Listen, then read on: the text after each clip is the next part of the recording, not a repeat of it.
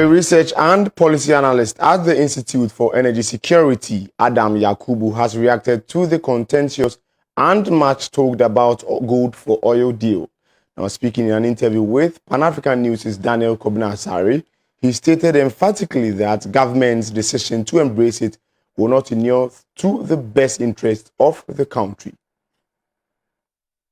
According to the policy think tank, it has become unsuccessful for most governments to reach a stable and affordable price for petroleum products for citizens in the face of importation.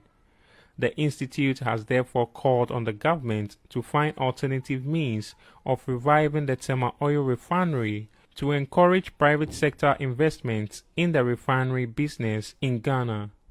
In an interview, a research analyst at the Institute for Energy Security, Adam Yakubu, has reacted to the issue and made it emphatically clear that the only option available to government is to revamp Tema oil refinery in order to reduce the country's oil imports to enhance the country's economic drive outlook for the better.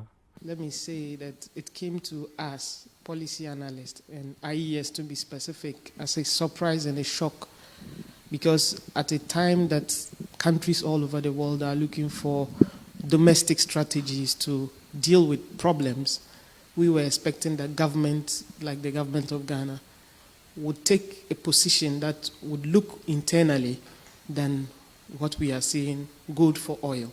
So IES was actually in great shock when it was announced, because history of it has not been good in the industry. So we didn't expect the government to go that tangent when the cedi was not doing well. You don't go in for an approach that has historical problems, but you go for an approach that is more recognized, that is more acceptable.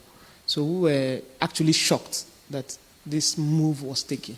Yes, it is not going to solve the problem, because we, as IES, we have called on the government to look at revamping of Tema oil refinery as the domestic strategy and the workable decision.